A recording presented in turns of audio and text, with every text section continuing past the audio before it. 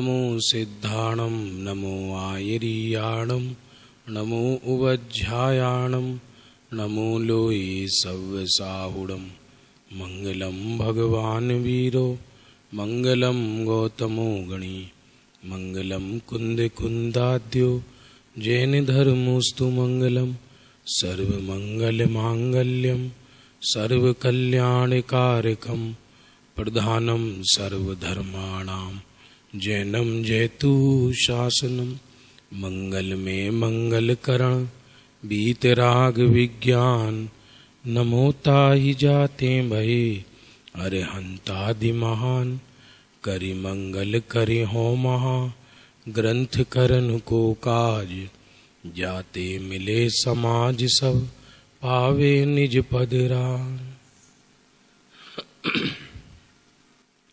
श्रोता का स्वरूप चल रहा था अपना, हल्का सा वॉल्यूम बढ़ा दीजिए। कुछ एक दो प्रश्न आया है। गुणों का समूह है द्रव्य, गुणों का परिणमन पर्याय। तो ये क्वेश्चन है या उत्तर है? सच तो ये है, गुणों की समूह द्रव्य समझाने के लिए है। वस्तु की अभेद इकाई को द्रव्य कहते हैं और वस्तु की शाश्वत विशेषता को गुण कहते हैं। समूह का अर्थ क्या? कि जो वस्तु है उस वस्तु मात्र में अनंत गुण रहते हैं। ऐसा नहीं है कि उनको इकट्ठा करके समूह किया गया हो। यहां समूह का अर्थ अनंत है। और गुण का परिणमन पर्याय बहुत स्थूल तरीके से समझाया है। वास्तव में द्रव्य का परिणमन है, क्योंकि गुण एक साथ वस्तु में अभेद रूप से रहते हैं और भेद करके ये समझाया जाता है। ये भी व्यवहार की परिभाषा है। गुण तो कूटस्थ हैं, द्रव्य भी कूटस्थ है। परिणमन अपने सटकारक से स्वयं पैदा होता है, पर्याय अपने सटकारक से स्वयं उत्पन्न होती है।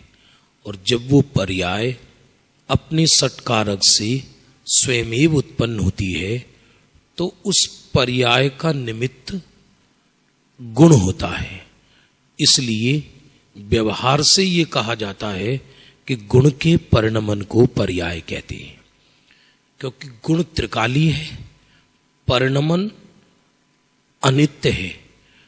तो नित्य वस्तु अनित्य का परिणमन कैसे करेगा? नित्य वस्तु में से अनित्य कैसे निकलेगा? कुछ समझ में आ रहा है? इसलिए ये सब व्यवहार कथन है। ध्यान किसी ना किस गुण की पर्याय तो होनी चाहिए। सुबह आया कि ध्यान किसी भी गुण की पर्याय नहीं, कृपया करके समाधान करें। ध्यान किसी गुण की पर्याय नहीं, इसका अर्थ क्या? कि फिर कोई आत्मा में ध्यान नाम का गुण तो है नहीं। जैसे ज्ञान है, सुख है, वीर्य है, दर्शन है, चारित्र है, तो आत्मा में ध्यान नाम का गुण है क्या कोई? अच्छा, आप तो ये बताओ कि आत्मा में दुख नाम का गुण है क्या? दुख नहीं है तो फिर दुख नाम का गुण नहीं है तो बाहर में दुख कहां से नजर आता है? किसी ने बाबूजी का नाम सुना होगा, जो केवल रवि किरणों की पूजन जिन्होंने लिखी है, युगल जी। और अभी वहीं रहता हूं मैं। वो तो चले गए, उन्हीं की गद्दी से प्रतिदिन स्वाध्याय कराने का सौभाग्य मिलता है हमको। तो उनको किसी ने पूछा कि दुख कौन से द्रव्य के, कौन से गुण की, कौन सी पर्याय है? वो उत्तर देते हैं, दुख काल्पनिक द्रव्य के काल्पनिक गुण की काल्पनिक पर्याय। क्योंकि दुख नाम का कोई द्रव्य नहीं है, दुख नाम का कोई गुण नहीं है। पर्याय तो है, पर्याय दुख फीलिंग है और वो फीलिंग मिथ्या है। दुख का कोई आधार नहीं है। जैसा जैसा अज्ञानी फीलिंग करता है वैसी वस्तु नहीं है, वैसा वस्तु में कोई गुण नहीं है। तो सच पूछा जाए तो ध्यान को ज्ञान गुण की पर्याय भी कहा जाता है, क्योंकि ज्ञान ने स्वरूप को विषय बनाया, क्योंकि स्वरूप को विषय बनाया अर्थात आत्मा को विषय बनाया, और उसी समय चारित्र भी स्थिर हुआ। अंदर अस्थिरता जो थी वो स्थिर हो गई, तो कसायों का भी शमन हुआ, और श्रद्धा तो स्वरूप में थी। इसलिए अनंत गुणों का पर्याय ध्यान के काल में सब स्वरूप को विषय बनाने लगती हैं। इसलिए ध्यान सच पूछा जाए तो ज्ञानी के अनंत गुणों के निर्मल अंश का एसेंस है, देखा जाए तो, क्योंकि उस समय सारे ही गुण स्वरूप को विषय बना रहे हैं अंतर्मुख होकर, और प्रमुखता से ज्ञान का काम है ध्यान। जरा ध्यान से देखिए उधर, तो कौन देखेगा? ज्ञान। इसलिए ज्ञान का ही काम है ध्यान, और कोई अन्य अंतर इतना है कि ध्यान में अकेला ज्ञान नहीं है, बल्कि ध्यान में अतीन्द्रिय आनंद भी है।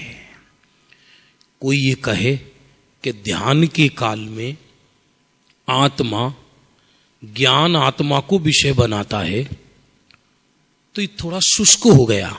सत्य तो ये है कि ध्यान के काल में ज्ञान आत्मा से तद्रूप होकर चिपट जाता है, और उस समय अतीन्द्रिय आनंद के झरने फूटते हैं उसमें। तो जहां ज्ञान स्वरूप में तद्रूप हो जाता है, तो उसको ये विकल्प भी नहीं रहता कि मैं स्वरूप को विषय बना रहा हूं। स्वरूप का आनंद तो रहता है, लेकिन मैं स्वरूप को विषय बना रहा हूं ये विकल्प नहीं रहता। उसको ध्यान कहा। ध्यान कहो, शुद्धोपयोग कहो, छपक श्रेणी कहो, अप्रमत्त दशा कहो, एक ही बात है। कुछ समझ में आ रहा है? थोड़ा अभ्यास करेंगे तो सब विषयों का समाधान होगा। अभी तो अपना कल जो प्रारंभ किया था, श्रोता का स्वरूप बहुत अद्भुत है। वक्ता बनना सरल है, श्रोता बनना कठिन है, क्योंकि श्रोता में सुनना है, माने पेशेंस चाहिए व्यक्ति को। और सीधा एक पक्षी है, वो कुछ बोल भी ना सके बेचारा श्रोता, तो वही सुन सकता है कि जिसके अंदर पेशेंस है। तो जिनेंद्र भगवान का प्रथम में प्रथम श्रोता कैसा होना चाहिए, उसमें 3-4 बातें आई थी। हूं कौन छूं, क्या कहा? क्या थी आवी अहीं जन्म धर्यो छे। वही कृपालु देव के अमूल्य तत्व विचार की 4 लाइन आ गई इसके अंदर। मरी ने क्या जाईस, मरकर कहां जाऊंगा, मारो स्वरूप सूछे। सब कुछ विडंबना देखा जाए तो मारे स्वरूप में है। माने इसका अर्थ क्या? व्यक्ति गलत सोचता है तो उस सोच में से ही उसके दुख प्रस्फुटित होता है। सच पूछा जाए, हम जैसा जैसा सोचते हैं वैसा वैसा बन जाते हैं, हो जाते हैं। मोक्ष भी मेंटली है, बंधन भी मेंटली है, जगत के सारे सुख दुख मेंटली है। मन से ही बंधन है, मन से ही मोक्ष है। मन हमारा गलत थिंकिंग करता है, गलत सोचता है, तो ही संसार फलित होता है। और यदि मन जिनेश्वर के मार्ग का अनुकरण करे तो बस मोक्ष मार्ग मिल जाता है। और क्या है, आ चरित्र केवू बनी रही छे। चरित्र माने सुबह से शाम तक की जो घटनाएं होती हैं ये क्यों बन रही है, इस श्रोता का लक्षण चल रहा है। और क्या विचार करता है प्राथमिक श्रोता, मने जे आ भावो थाय छे तेनु फण सु आवसे। मुझको ये जो भाव होते हैं प्रतिपल, इसका फल क्या होगा, इन भावों का फल क्या होगा। खाने के, पीने के, सोने के, उठने के, दूसरे के बुरा करने के, भला करने के, एक एक परिणाम फल देते हैं, एक एक परिणाम। नेहरूवी के प्रवचन हैं गुरुदेव के, एकमात्र वीडियो प्रवचन, जहां बहन श्री का एक वाक्य है, परिणाम फल ना दे तो 14 राजू ब्रह्मांड को शून्य होना पड़े। इस पर गुरुदेव की गुजराती मां नेहरूवी के प्रवचन हैं वीडियो, ऐसे गजब के हैं। ये पूरी विश्व सृष्टि में जो कुछ घटित हो रहा है ये हमारे परिणामों का ही तो फल है। ध्यान देना, परिणाम और परिणाम का फल ये दोनों पर्याय में है।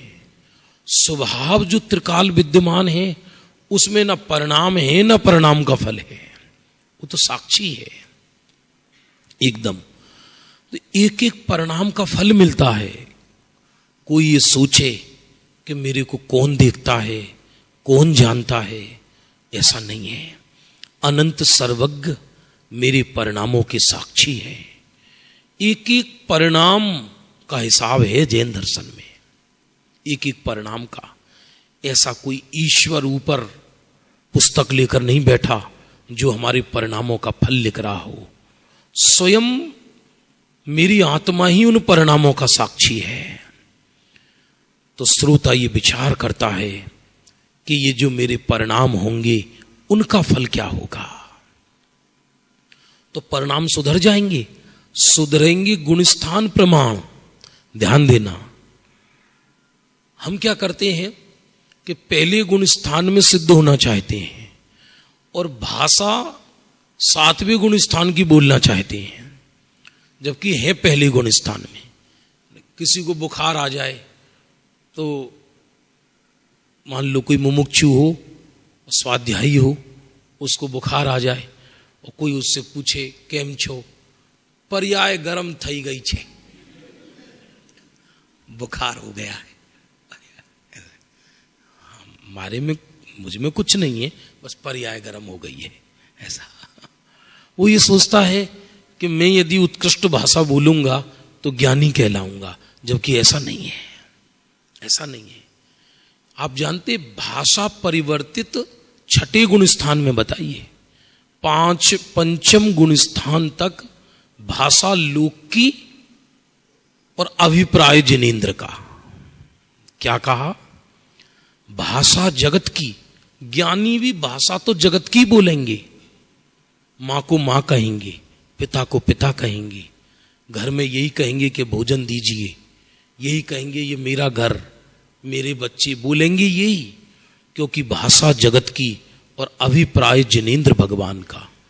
और जो भाषा में परिवर्तन होता है वो मुनि अवस्था में होता है, क्योंकि मुनि अलौकिक कहलाते हैं।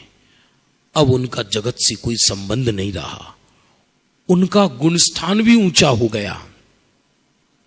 हमारे साथ समस्या क्या है, अभिप्राय अपना और भाषा जिनेन्द्र की।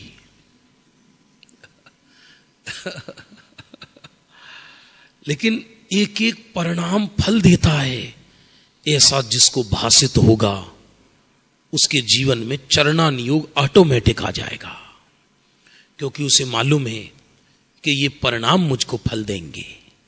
ये जैन दर्शन का पहला सत्य है कि मेरे सुख दुख का कर्ता मैं स्वयं हूं, कभी सामने वाला नहीं है।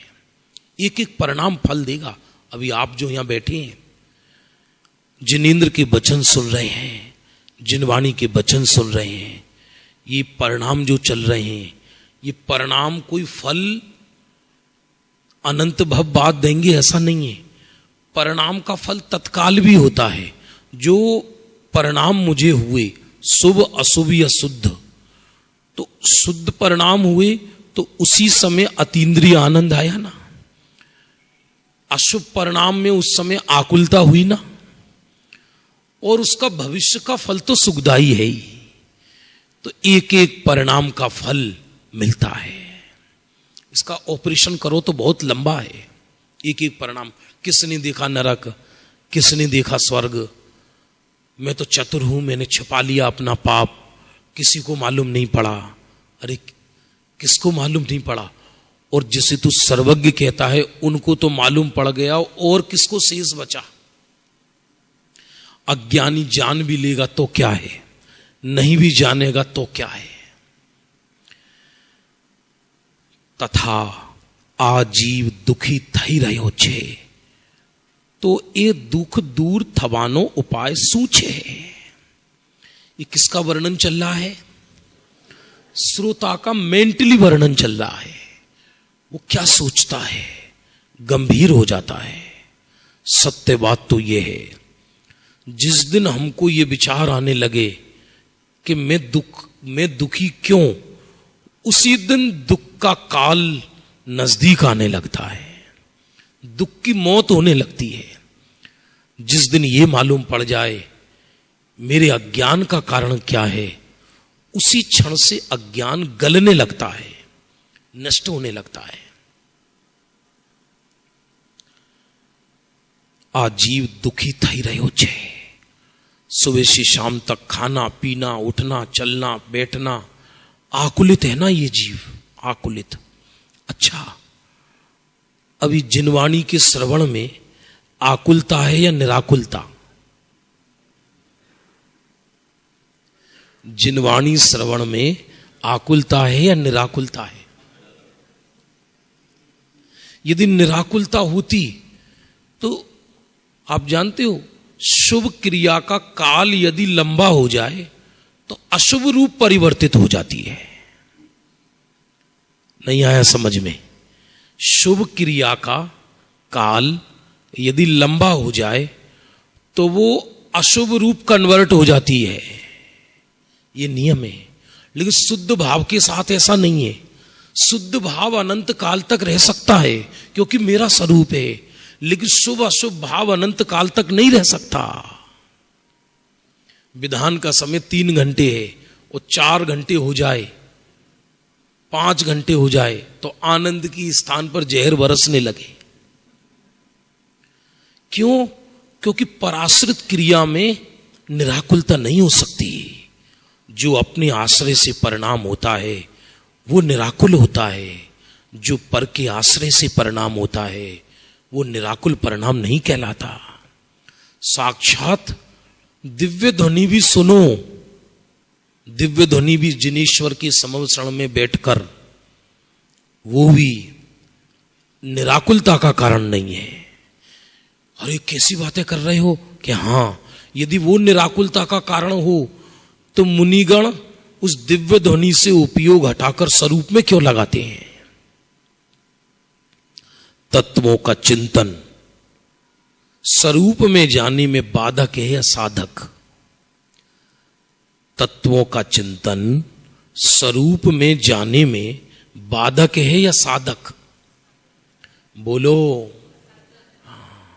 बनारसी दास जी ने उत्तर दिया इसका, जो जो चीज पूर्व में साधक है वही वही चीज बाद में बाधक है। साबुन कपड़े को स्वच्छ करने में साधक है या बाधक? आप कहोगे साधक। तो साबुन लगाने के बाद फिर निकाला जाता है या लगाई रहने दिया जाता है? साधक है तो लगाई रहने दो। लगाया भी जाता है और निकाला भी जाता है। उसी प्रकार स्वरूप प्राप्ति के लिए चिंतन किया भी जाता है और उस चिंतन को हटाया भी जाता है। क्योंकि जब तक चिंतन करेंगे, चिंतन कौन करता है? उपयोग। तो यदि उपयोग चिंतन में एंगेज हो गया तो चैतन्य का रस कौन पिएगा फिर? इसलिए जब उपयोग चिंतन से विराम लेकर चैतन्य का आश्रय कर लेता है, उस समय चिंतन सार्थक कहलाता है। बाकी सब चिंतन चिंता ही है, उनमें कोई अंतर नहीं है। यदि आत्मा नहीं मिले तो सब चिंतन चिंता की कोटि में डाल दिए आचार्यों ने। बहुत इसलिए प्रथम श्रोता को यह मालूम पड़े मेरे दुखी होने का कारण क्या है। कई दिनों से पानी नहीं मिला, प्यासा है जीव, तरस रहा है। भगवान पूछते हैं उससे, कोई संत पूछते हैं इसके दुखी होने का कारण क्या है, बताइए आप। 6 महीने से पानी नहीं मिला, प्राण छूटने वाले हैं, कंठ सूख गया है, आंतें धस गई हैं अंदर, पूरा शरीर सूख गया, कुछ नजर नहीं आ रहा, पानी नहीं मिला, सूखा पड़ गया है, एक बूंद पानी नहीं मिला, शोर मचा रहा है, प्यास, पानी पानी, बोलने की भी ताकत नहीं रही। तो बताइए उसके दुख का कारण क्या है। 2 उत्तर आ रहे हैं। वो दुखी क्यों है? आप कहोगे पानी के कारण। भगवान कहते हैं पानी से दुखी नहीं है, पानी के अभाव से दुखी नहीं है, बल्कि पानी की इच्छा से दुखी है। यदि हमने दुख का सही कारण नहीं खोजा तो हम सुख का भी सही कारण नहीं खोज सकते, ये नियम है। इसलिए भगवंतों के मार्ग में गुरु की कृपा से उसे पहले यह मालूम पड़ता है मेरे दुख का कारण क्या है। जीव निर्धनता से दुखी नहीं है, धन की इच्छा से दुखी है। जीव रोगों से दुखी नहीं है, मैं रोगी हूं इस अज्ञान से दुखी है। बंधन से दुखी नहीं है, मैं बंधा हूं इस सोच से दुखी है। तो दुख का सही ऑपरेशन तो हो। आज के जमाने में जो अच्छा स्पेशलिस्ट डॉक्टर होता है वो इलाज में जल्दबाजी नहीं करता, पहले सारी टेस्ट कराता है। आजकल डॉक्टर बनना बहुत सरल है, सब कुछ तो मशीन बता देती है और बच्चा कुछ गूगल बता देता है। इस रोग में ये इलाज इतना एक्यूरेट है कि इतने वजन में इतनी दवा देना, इतने एमजी की, और उसको देखकर फिर इलाज करते। बुखार आए तो सबसे पहले टेस्ट, अच्छे डॉक्टर होते हैं पहले टेस्ट कराइए, क्योंकि वो समय नहीं गंवाते।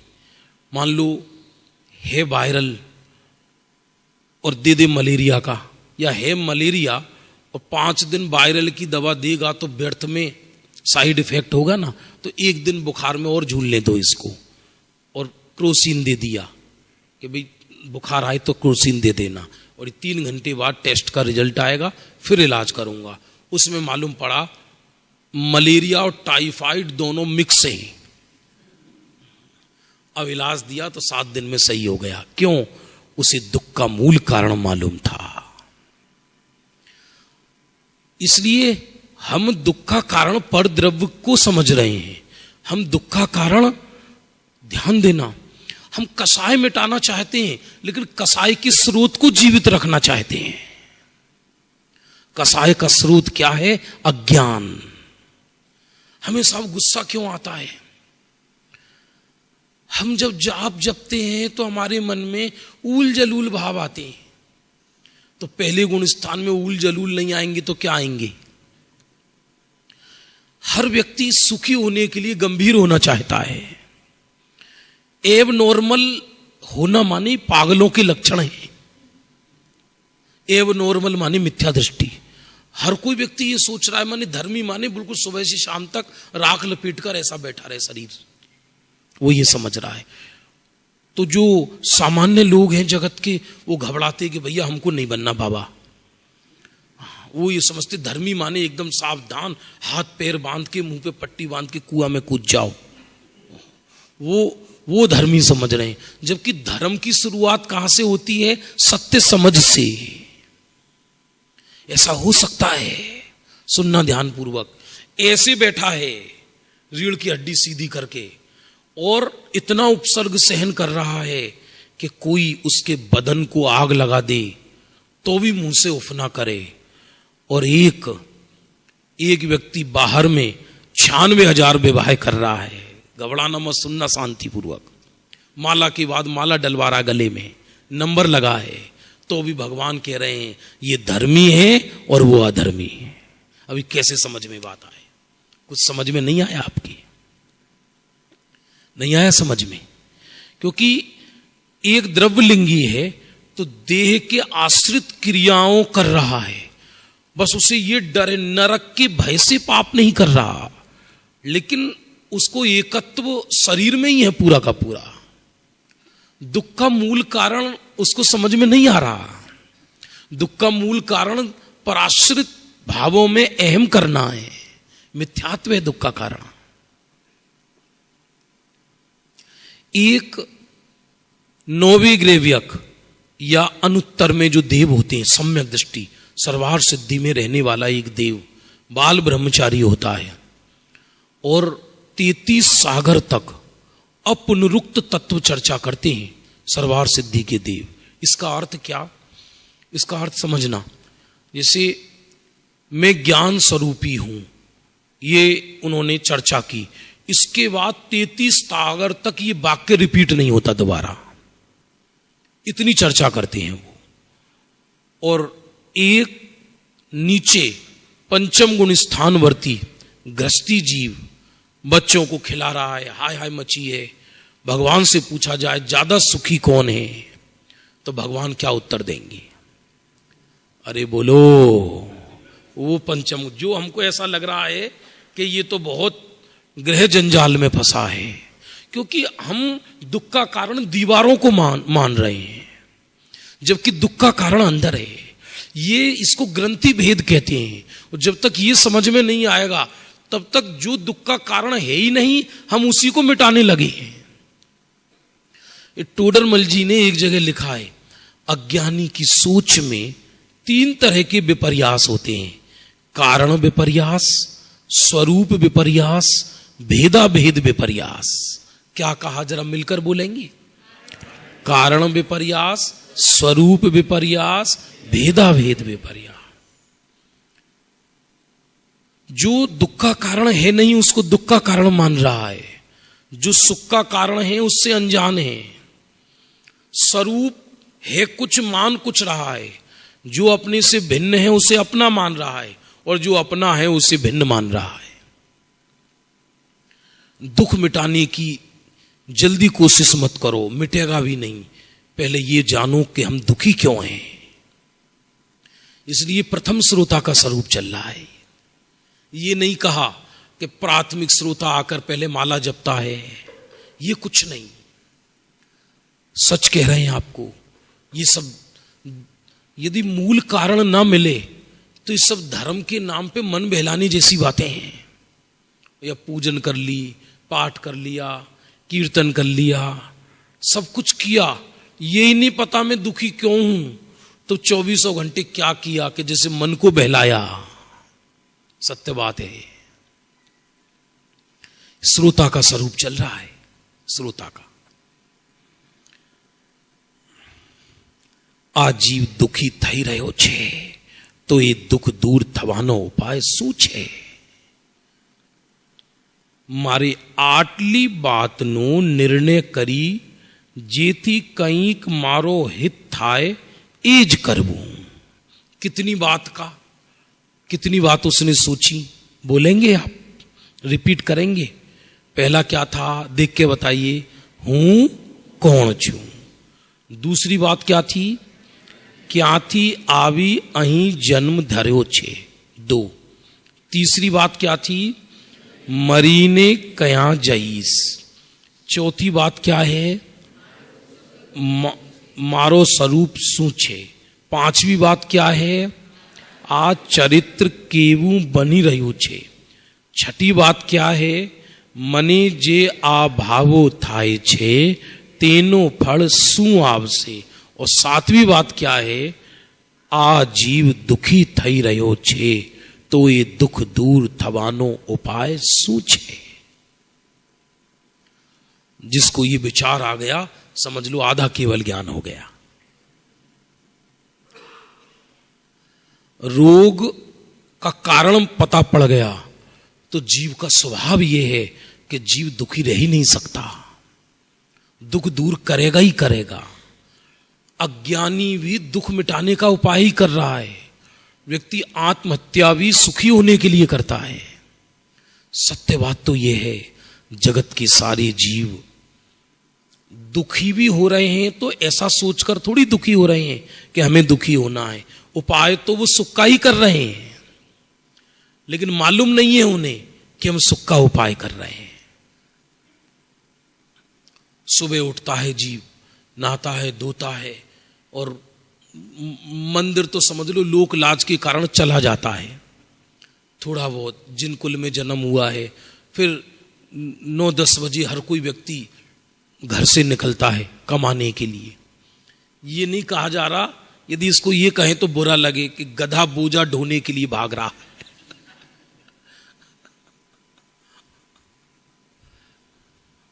और रात को 10 बजे वापस आया। कई लोग तो 9 बजे 10 बजे हार थक कर और एक दूसरे का पैकेज पूछते हैं, कितना पैकेज है, कितना पैकेज है, माने माल ढुलाई का पैकेज।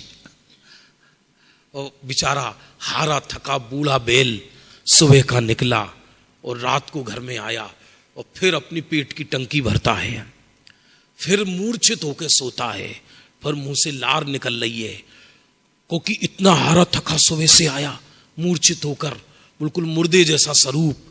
और फिर सुबह प्रातः जगा, फिर भाग गया। कईयों के तो बच्चे अपने माता पिता को, पिताजी को घर में देखते ही नहीं है, क्योंकि जब वो आते हैं तब भी बच्चा सो रहा है और जब वो जाते हैं तब भी बच्चा सो रहा है। मुंबई की हालत बता रहा हूं मैं आपको।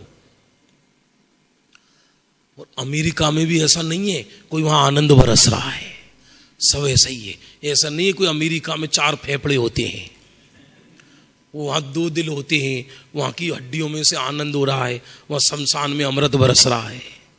संसार का समग्र स्वरूप दुखी है। अरे जब जिनेश्वर देव ने स्वर्गों में ही अनंत कष्ट बता दिया तो इस मध्य लोक की किस कण में सुख होगा, जरा विचार तो करो। अंत में बिलखी 6 मास, कहें हम कैसे उनको देव। अंत में बिलखी 6 मास, कहें हम कैसे उनको देव। दशा चारों गति की दयनीय, दया का किंतु न यहाँ विधान। शरण जो अपराधी को दे, अरे अपराधी वह भगवान। अंत में देव 6 मास बिलखते हैं, फिर भी उनको लोग देव कहते हैं। तो आचार्य कहते हैं उनको हम देव कैसे कहें प्रभु, देव तो आप हो।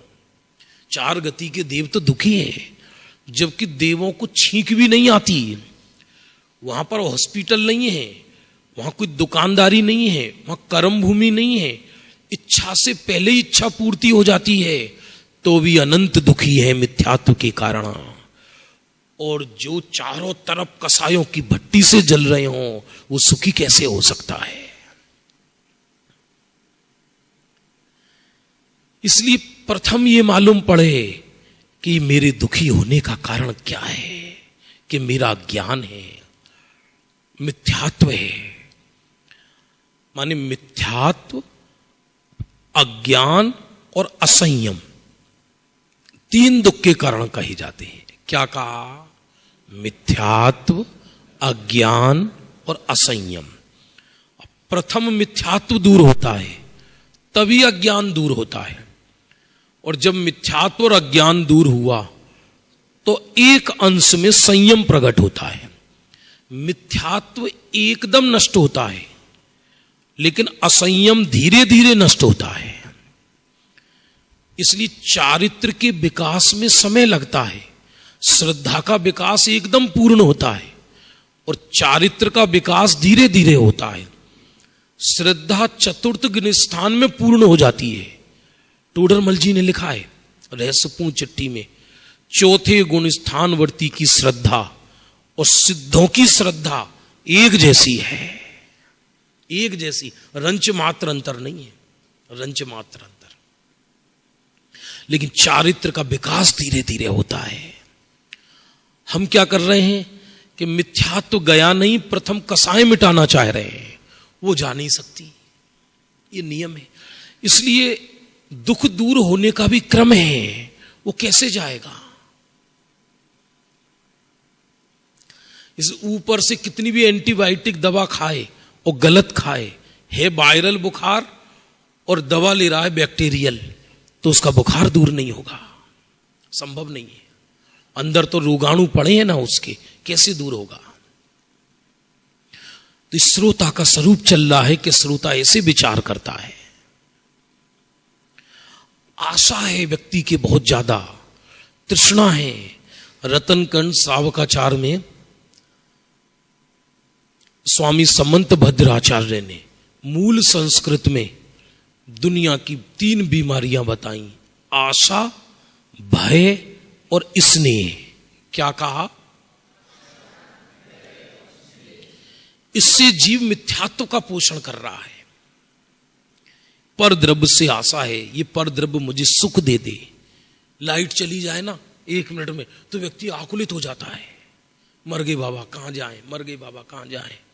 ये लाइट का आविष्कार को अभी हुआ है। ये मुनि भगवंत भीषण वन जंगलों में बैसाख मास की तपती पहाड़ पर, पहाड़ गरम जिस पर देह चिपक जाता है, अंदर पेट की गर्मी, ऊपर सूरज की गर्मी, नीचे पहाड़ की गर्मी, तो भी स्वरूप की शीतलता का वेदन करते हैं। और हमारे नीचे भी सर्दी और बर्फ के गोला सटक रही और ऊपर से एसी, तो भी कसाई की गर्मी का वेदन होता है। क्योंकि सुख का संबंध बाहर के संयोगों से नहीं, सुख का संबंध तो अंदर है। ध्यान देना, जिस दिन भीषण धूप में पसीना निकले और वो पसीना बर्फ का कण नजर आए तो समझना मेरा प्रयोग सही चल रहा है। तो परद्रव्य है, परद्रव्य की परिणति है। हमें इसमें एकत्व है। अब इसमें एकत्व होने के कारण जो प्रतिकूल परिस्थितियां हैं उनमें दुख मानता है। परिस्थिति प्रतिकूल होती नहीं है, कोई भी परिस्थिति कोई प्रतिकूल नहीं होती। 3 काल में भी हम समझते हैं प्रतिकूल परिस्थिति। हम तो हॉस्टलों में बहुत रहे और अभी भी हॉस्टल में ही है। मतलब विद्यार्थियों को पढ़ाते हैं कोटा में, पहले मंगलायतन में थे, वहां भी 100 बच्चे थे, यहां भी हैं। तो मान लो कुछ बच्चे होते हैं मकड़ बग्गू, समझ रहे हैं आप, मान उन्हें सोना अच्छा लगता है और मान लो लाइट चली जाए तो कहते लो पुण्य का उदय आ गया। तो जब सब सोते हैं ना तो जो कमजोर बच्चे होते हैं उन्हें अच्छा लगता है अंधकार कायम रहे और पुण्य का उदय आ गया। और जिन्हें पढ़ना है वो कहते लाइट क्यों चली गई। लाइट पाप के पुण्य के उदय से जाती है, पाप के उदय से जाती है। और मान लो लाइट चली जाए, एसी बंद हो जाए, पंखा बंद हो जाए, हमको लगेगा पाप का उदय आ गया। और उसी समय उस घर में चोर घुस गई, उन्हें लगता है पुण्य का उदय आ गया। परिस्थिति, कोई भी सिचुएशन बाहर की, वो पुण्य पाप का उदय नहीं है।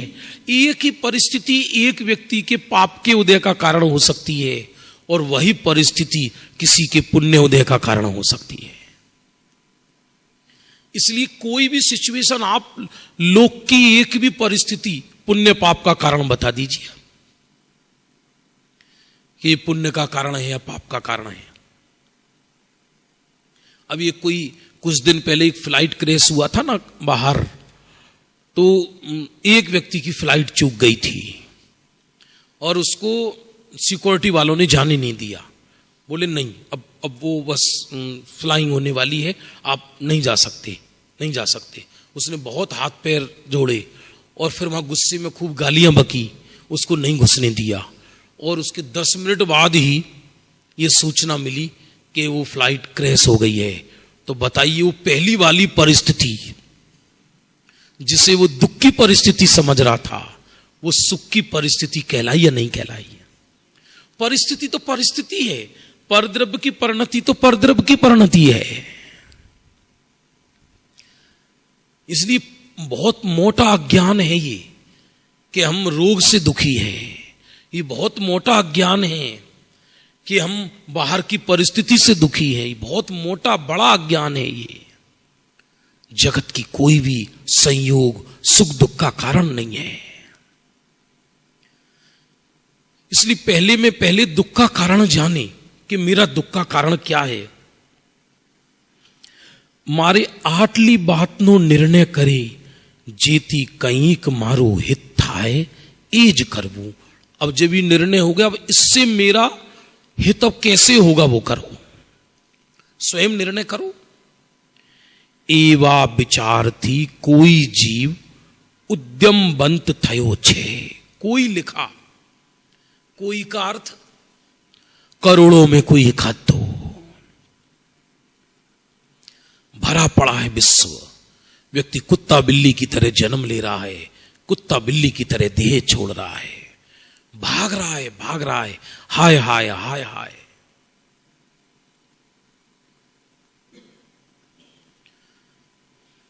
ये तो समझ लो, जिसके पास जो वस्तु नहीं है तभी तक उसका आकर्षण है, तभी तक उसका अट्रैक्शन है, और वो वस्तु मिल जाए तो उसके प्रति अट्रैक्शन खत्म हो जाता है, समाप्त हो जाता है। यदि उस पदार्थ में सुख होता तो त्रिकाल सुख देना, वो क्यों नहीं देता वो पदार्थ फिर?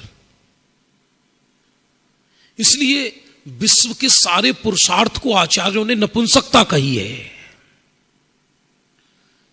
ये विश्व सुबह से शाम तक जो उद्यम करता है, आचार्य कहते हैं कर्म का भार ढोता है।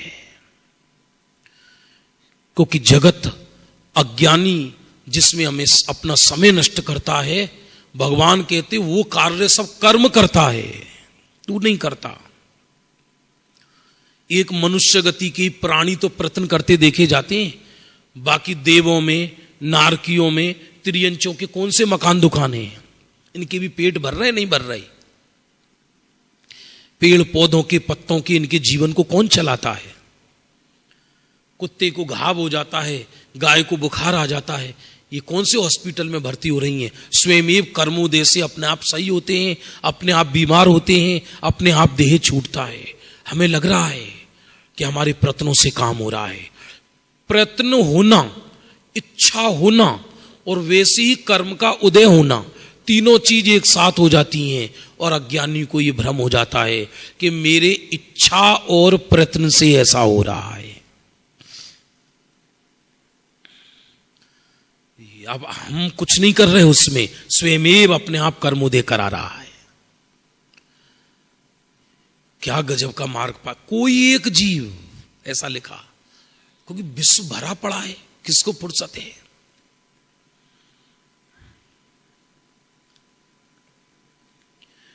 बणी एक कार्यनी सिद्धि, शास्त्र सावड़वाती थती जानी, अति प्रीति पूर्वक शास्त्र सामड़े छे। किस कार्य की सिद्धि? दुख दूर होने की सिद्धि।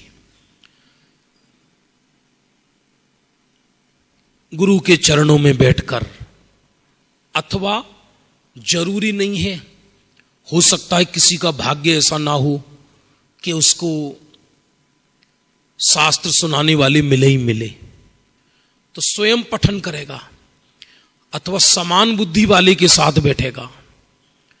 और अधिक बुद्धिमान मिल जाए उसको, अच्छा समागम मिल जाए तो उसका भाग्य है। ऐसा समझना, करोड़ों जन्मों का पुण्य कमाया होगा उस जीव ने, जिसको सत्य तत्व को सुनाने वाले मिल जाते हैं। कोई साधारण बात नहीं है ये। ऐसा लिखा है एक जगह कि हे प्रभु, आप वीतरागी सर्वज्ञ हो, मैं जानता हूं। आप ना किसी को कुछ देते हो ना किसी से लेते हो, फिर भी आप यदि ये कहो कि कुछ मांग लो, तो मैं आपसे एक बात मांगता हूं कि जब मेरा देह छूटे तो मेरे आगे मोहियों की सेना नहीं हो, मेरे आगे साधर्मियों की सेना खड़ी हो। ऐसा लिखा है। क्यों? क्योंकि समाधि में निमित्त घर वाले नहीं बनेंगे। किसी का पुत्र किसी के पिता को समाधि नहीं दिलाता। अंतिम सांस चल रहे हो, हाँ बोलो बोलो बोलो बोलो, चाबी कहां है?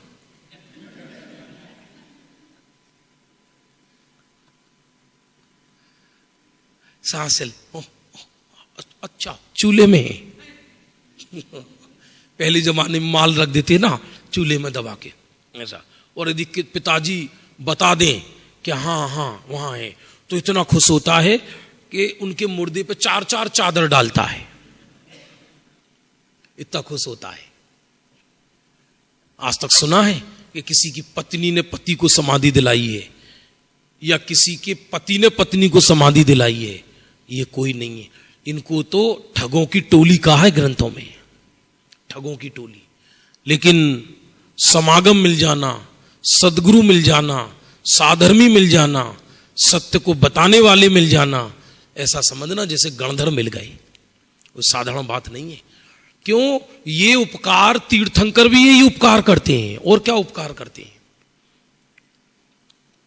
आगे आया वक्ता के स्वरूप में, गणधर को भी वक्ता कहा और तीर्थंकर को भी वक्ता कहा। और यह श्रोता में श्रोता का अर्थ अज्ञानी नहीं होता, गणधर तक को श्रोता कहा है, वो तीर्थंकर के श्रोता हैं गणधर। प्रीति पूर्वक, प्रेम पूर्वक का अर्थ क्या है? प्रीति पूर्वक शास्त्र स्वाध्याय सुनता है, इसका अर्थ क्या है? कि अनंत उल्लास भाव से, कि जैसे मुझको कोई निधि मिलने वाली है, जैसे कोई कोड़ी हो और वो भी गलित कुष्ठ वाला, जिसके देह से बदबू आती हो कोसों तक, और कोई उसको अमृत पान कराए और ये कहे कि अमृत पान करते ही शरीर स्वर्ण जैसा हो जाएगा, तो कितनी जिज्ञासा और उल्लास पूर्वक वहां खड़ा होगा। कल्पना करो, यदि ये बोला जाए रात्रि के 1 बजे आकाश में से सोने के गोले गिरेंगे 1-1 किलो की, बोलो छतों पर कौन नहीं जाएगा? अरे साहब सर फूट जाएगा, अरे साहब फूट जाने दो, हम कैच कर लेंगे, ऐसा उल्लास पूर्वक जाता है। प्रीति पूर्वक प्रेम, प्रीति उसी में होती है जिसमें जीव को हित हो। जहां हित भाषित नहीं हो वहां प्रीति नहीं होती। इसलिए हमारी धार्मिक क्रियाएं, शास्त्र श्रवण आदि, हम अभी यहां तीर्थ पर आ गए, सुन रहे हैं, ये बात अलग है। ये प्रतिदिन की खुराक होनी चाहिए। जैसे भोजन प्रतिदिन करते हैं ना हम, वैसा होना चाहिए। क्योंकि जिसे हम कर रहे हैं वो तो सब कुछ अहित का कार्य है, उसे तो मजबूरी बस कर रहे हैं। ज्ञानी को भी आता है जीव का चलाने का भाव, लेकिन उसे इतनी आता है कि न्याय नीति पूर्वक मैं भूखा नहीं रहूं और मेरे घर से कोई साधर्मी भूखा ना जाए, बस इतनी वांछा होती है एक साधर्मी की, इससे अधिक नहीं होती। बाकी पुण्य के उदय से आ जाए तो आ जाए तो कोई फर्क नहीं पड़ रहा, और नहीं आए तो कोई फर्क नहीं पड़ रहा। क्यों? आ जाए तो भी उसे वो भिन्न देखता है, नहीं आए तो भी उसे भिन्न देखता है।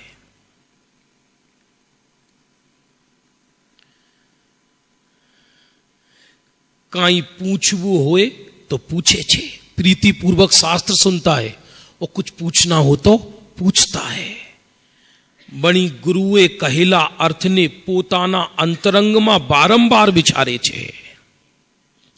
जिंदगी थोड़ी है, ये व्यक्ति इस संसार बाहर में स्टेटस के लिए क्या क्या करता है। बच्चों को परदेश भेजता है, सब लंदन से MBA करके आए हैं, वहां से डॉक्टरी करके आए हैं। हर व्यक्ति को क्या है कि बाहर का स्टेटस बढ़ाना है अपना। वो स्टेटस कितने दिन रहने वाला है, 25-50 वर्ष। अनंत काल महत्वपूर्ण है या 25-50 वर्ष की जिंदगी महत्वपूर्ण है? सब वो ना करें क्या? फिर वो ना करें, वो कर लो तो कोई लाभ नहीं है, नहीं करो तो कोई लाभ नहीं है, समय की बर्बादी है और उल्टा पापों की अधिकता है। पुण्य का फल जितना भोगोगे उतना जीव को खोटी गति का बंध होगा। भोगे पुण्य फल हो एक इंद्री, क्या इसमें लाली, कुतवाली दिन 4 वही फिर खुरपा अरुजाली। सुना होगा ना, पुण्य फल को भोगने पर जीव एक इंद्री बनता है और अज्ञानी जीव सारे प्रयत्न यही करता है कि मुझे पुण्य के फल मिले।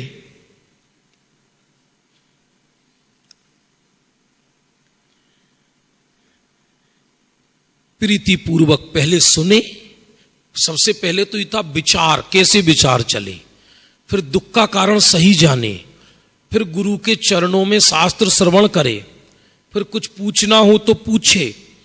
बणी गुरुए कहिला अर्थ ने पोताना अंतरंगमा बारंबार विचारे छे। अने पोताना विचार थी सत्य अने अर्थनो निश्चय करी कर्तव्य होए तेमा उद्यमी थाय छे। गुरु के द्वारा कहे हुए वचनों का बारंबार एकांत में विचार करता है, अनंत प्रसन्न होता है। आपने कभी कहीं किसी मंदिर में या स्वाध्याय भवनों में एक संसार वृक्ष देखा होगा? देखा है?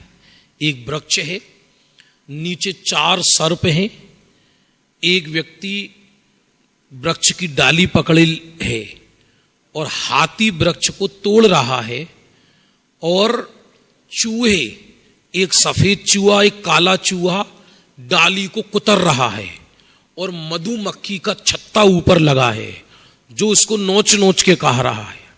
तो उसका अर्थ क्या है कि नीचे ये जीव संसार रूपी वृक्ष पे लटका है, नीचे 4 गति रूप अजगर हैं, काल रूपी हाथी वृक्ष को उखाड़ने के लिए तैयार है, दिन रात रूपी चूहे इसकी आयु को कुतर रहे हैं, और कुटुंब रूपी मक्खियां इसको नोच नोच के खा रही हैं, और पंचेंद्री विषय कसाए शहद का रस उसमें से गिर रहा है। एक देव कहता है, आ मैं तेरे कष्ट को मिटाता हूं, तू विमान में बैठ। हाँ साहब मुझे निकालो, मैं मरा। लेकिन जैसे ही वो जाने को तैयार होता तो एक बूंद ऊपर से और आती है, तो देव से कहता अभी आप रुको, ये और ले लूं। वैसी गुरु उस देव के स्थान पर है जिसको ये कहते कि आ मैं तेरे कष्ट को निकालूं। जगत में सारा जगत स्वार्थी मिलेगा, एक गुरु की करुणा निष्कारुण्य होती है। निष्कारण का अर्थ उनको कोई उसके फल में नहीं चाहिए कुछ। जगत के जीव तो कुछ उपकार करेंगे तो उसमें कुछ ना कुछ चाहेंगे। उन्हें क्या चाहिए? वो तो बल्कि अपना कल्याण कर कर हम पर करुणा कर रहे हैं, अपना समय लगाकर। भाई 7वें से 6ठे गुण स्थान में आते हैं तो अकल्याण ही हुआ ना।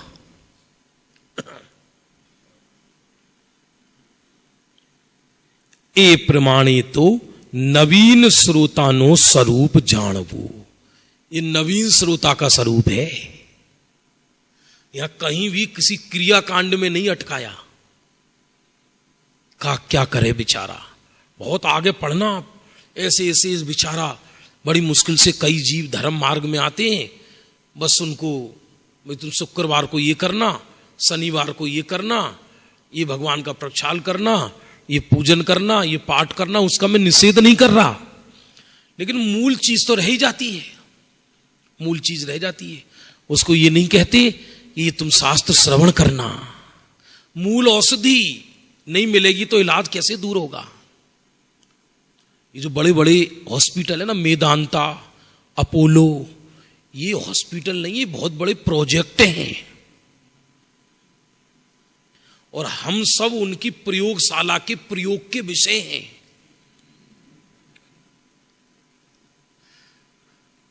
इसलिए उनके जो डायरेक्टर होते हैं वो उनको वो देते हैं कि भाई तुम्हें इस साल कम से कम हार्ट के ऑपरेशन के 100 केस देने हैं। जो भी गया उसको कहते तुम्हारी दो ब्लॉक हैं, 3 ब्लॉक हैं, घर तक नहीं पहुंच पाओगे। और ये नहीं तो वो जितने ज्यादा केस देते हैं उस डॉक्टर को उतना अच्छा माना जाता है। वो कौन किसका सही इलाज करेगा आपको नहीं पता। लाशों की दुर्गतियां हो रही हैं। अधिक बड़े बड़े पैसे वाले बुखारों में हम मौत लेकर आते हैं। कफ की बीमारी हो जाए, हॉस्पिटल में एडमिट कर दिया। एक जान पहचान के थे हमारे, गले का ऑपरेशन कर दिया और कफ नहीं निकल रहा, और किसी साधन से कफ निकालने के लिए छेद कर दिया यहां, उससे कोमा में आ गए। खत्म हो गई, वो लेडीज थी, खत्म हो गई। इसके बाद 30 लाख का बिल प्लस लाश बराबर पुण्य का होते हैं। कोई गरीब ये सोचे कि साहब हम पर तो पैसे नहीं है तो इसलिए हम अच्छा इलाज नहीं कर पाए, बढ़िया है कि लाश की दुर्गति होने से बच गया। कोई किसी का इलाज करता है क्या है? तो ये जितना भी बाहर में हमको ऐसा लग रहा है कि हमने अधिक कमा लिए, तो ये अनंत काल की कमाई एक समय में गवाएगो, और ज्ञान की कमाई एक समय की कमाई तू अनंत काल खाएगो। समझ में नहीं आया? कौन सी कि मैं शुद्धात्मा हूं तो एक समय के लिए उपयोग अंदर चला गया तो अनंत काल तक सिद्ध बनकर अनंत आनंद का वेदन लूटेगा। जगत की कमाई लूटने में देर नहीं लगती, क्योंकि जगत से लिए तो जगत को देना पड़ेगा। वो जगत और उससे भी सुख का संबंध नहीं है।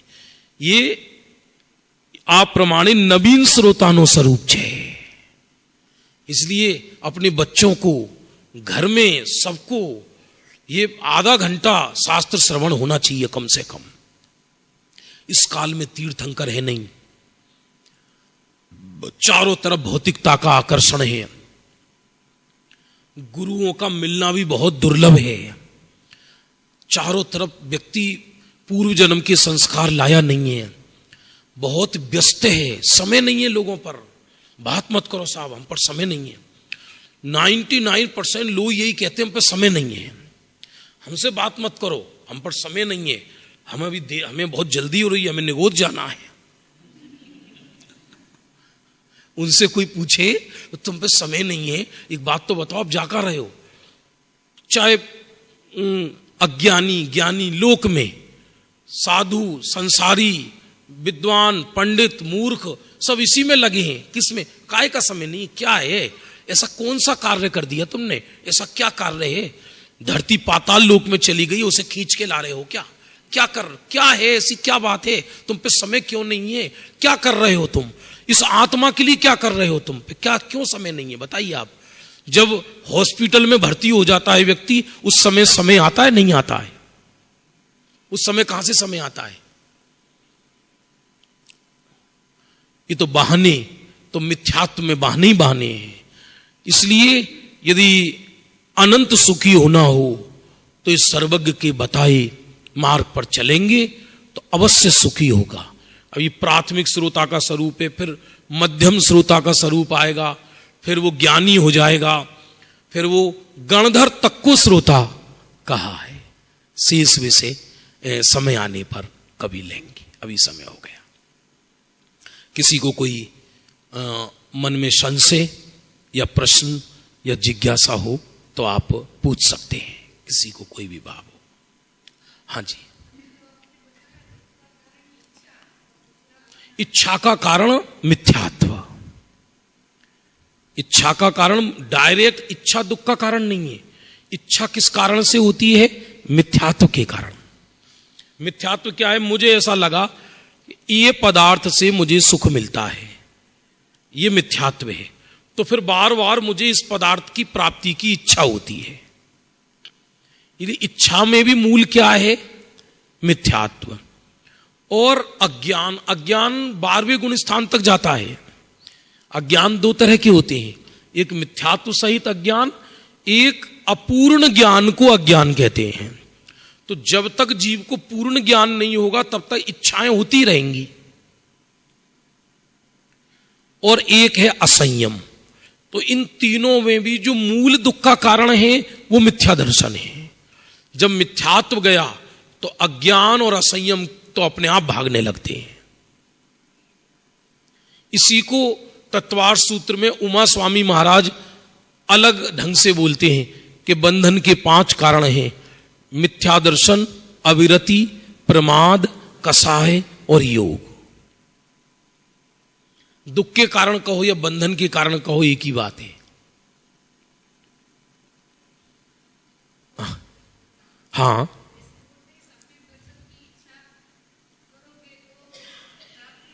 हाँ, बहुत बढ़िया प्रश्न। क्या है, स्टार्टिंग में तो सम्यक दर्शन की इच्छा होती है। विकल्प में जैसे कोई व्यक्ति सोने की इच्छा करके फिर सोने के लिए जाता है। अब जब बिस्तर पे सोता है तो उस समय सोने की इच्छा करता है या सोता है? और उस समय वो माला लेकर कहे अब मैं सो रहा हूं, एक घर वाले सुन लो सब, अब मैं सो रहा हूं, अब मैं सो रहा हूं, अब मैं सो रहा हूं, बोल दिया ना सो रहा हूं। सो रहा है या जग रहा है? तो ये जो विकल्प होते हैं, विकल्पात्मक भूमिका में होते हैं। उसका निषेध नहीं है कि भाई सम्यक दर्शन सुख का कारण है, मुझे सम्यक दर्शन करना है। अब जब सम्यक दर्शन का ऑपरेशन किया तो सम्यक दर्शन ये कहता है कि तू सम्यक दर्शन की इच्छा मटाकर स्वरूप में अहम कर। क्या कहा? स्वरूप में अहम कर। यदि तू सम्यक दर्शन की इच्छा करता रहेगा तो इच्छा तो दुख का कारण है। अग्नि तो अग्नि है, भले ही किसी की भी अग्नि सही। उसलिए सम्यक दर्शन अपने को त्रिकाल स्वीकार करता है, पूर्ण स्वीकार करता है। वहां इच्छा मिट जाती है और प्रतीति रह जाती है, उसकी वो विधि है। प्राथमिक भूमिका में यही समझाएंगे। वो प्राथमिक भूमिका में हर जीव यही स्वीकार करेगा कि मुझे सम्यक दर्शन करना है। लेकिन जब उसका प्रयोग करेगा उस समय सम्यक दर्शन की इच्छा मिटाकर अपनी आत्मा को विषय बनाएगी श्रद्धा। और जब तक वो इच्छा रहेगी तब तक वो आत्मा को विषय नहीं बना सकेगा। ये उसका उपाय है। आप ट्रेन में सफर करते हैं तो घर में ये इच्छा करेंगे कि हमें ट्रेन में जाना है, वहां टिकट खरीदेंगे। अब स्टेशन पे खड़े होकर इच्छा ही करते रहेंगे या बैठेंगे? और यदि बैठे नहीं और इच्छा ही करते रहे तो ट्रेन तो चली जाएगी। हाँ जी, कोई एनी क्वेश्चन किसी का? बस सहजानंदी शोध स्वरूपी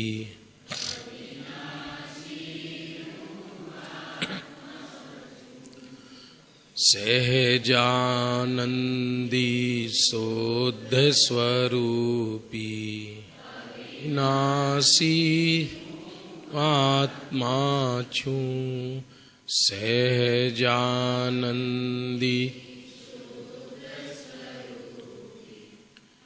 विनाशी हूँ आत्मा छू।